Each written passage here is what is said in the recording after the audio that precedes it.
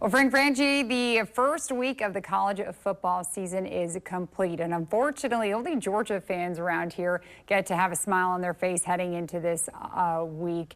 Let's talk about Florida first. I feel like that's the big storyline. The smoke has already been out there. Fire Billy Napier, and you know, we've seen it before. When you see the smoke, there's probably something coming, you know, in the near future. Do you think this is kind of the start to the end of Billy Napier's tenure with the Gators? Boy, Alessandra, I think it could be. And I never say that in early September. I don't ever remember saying that before in early September, but it went so badly. That wasn't a referendum on him necessarily just losing the game, but because they lost it so badly, it looked the same. Boy, there's a lot of noise out there. I feel bad, but nothing was changed.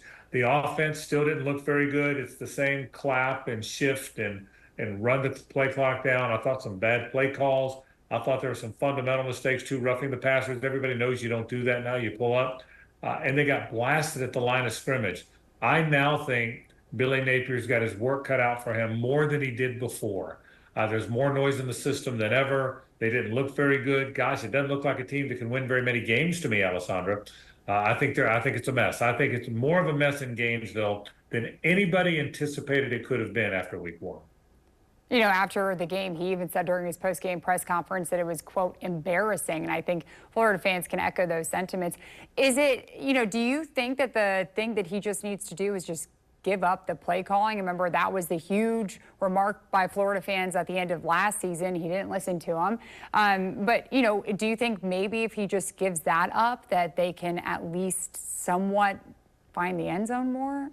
You know what, Alessandra? I think he should have done that. I think he might have missed his window. I don't think there's anybody on staff, maybe Russ Callaway, that could do it, but I don't see that now. And play calling was a problem, but it was just one of the problems. I think they were so beaten up physically. They were so out physical by that Miami team. They weren't very good defensively. I mean, it was an abomination across the board. It was an abomination. So I don't know that there's an easy fix. What I would do, I would play DJ Lagway. Right now, Gator fans need hope. And if Billy wants to keep his job, he's got to find some hope. The only hope I think you're going to find is play the freshman, because he could be exciting, and I'd turn him loose, man. I would let him run. I would let him pass. And people get excited enough about what Lagway's doing, and you're going to win this week because you play Samford. They forget about how upset they were, or maybe start to forget a little bit about it. I think his only hope now is to play Lagway and turn him loose. I really do. And he did put together a nice scoring drive during this past weekend, so maybe some promising hope with DJ Lagway.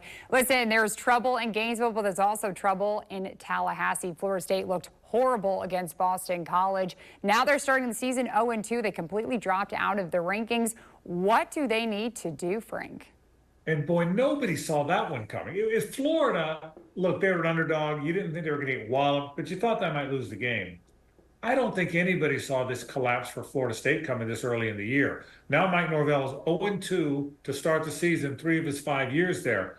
Boy, I don't know what they do. I don't think DJ Uiagalelei played very well. They got out physical just like Florida did. They can't stop the run. And Alessandra, they haven't even played a quarterback that can pass yet. They've played 2 running quarterbacks. What happens when someone's throwing it all over the lot against these guys? That is a gigantic story, too, that the fact that FSU looks so bad out of the gate. I think right now what I would try and do is I'd figure out quarterback. I might start playing the freshman, Luke Kromenhoek, or at least I might take a look at him, because DJ may not be the guy. But, boy, all kind of problems in Tallahassee as well. You're exactly right. And, you know, the playoff is expanded to 12 teams, but when you look at the playoff standings, a 2-loss team is going to have trouble getting in, but a 3-loss team, in my opinion, Frank, you're not getting in with 3 losses. So really, Florida State they have to win out for the rest of the season. It's only week 1 of the season that's passed, but I don't think they can afford a 3rd loss if they want to get to the playoffs. Do you agree?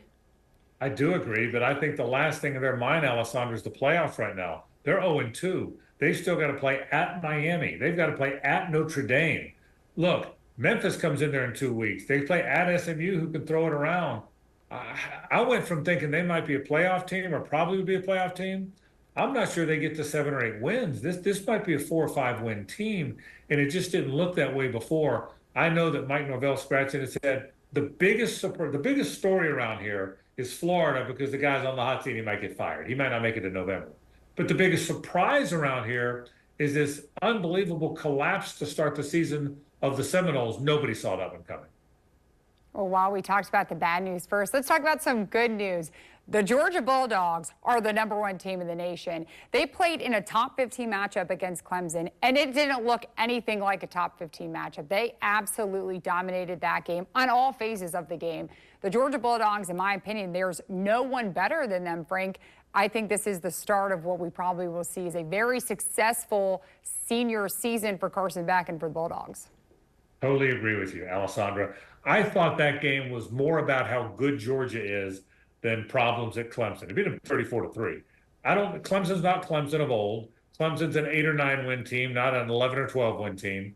But that's about how good Georgia is. Georgia's talented. They are loaded. They've got the best quarterback in the country in Carson Beck. They got the best coach in the country in Kirby Smart, and they're ticked off. They're really upset they didn't get in last year. They hate the way it ended. Good luck anyone that's got to play Georgia, boy. They are really good. Again, that 34-3 in my mind was way more about how good Georgia is and not how bad Clemson is. Clemson will be okay. They won't be great, but they'll be okay. But Georgia is loaded. You are exactly right. Well, if there's one thing that week one gave us, statements by Georgia, Florida State, and Florida. But for you Gator and Seminoles fans, it's not the statement you probably wanted. Frank, thank you so much.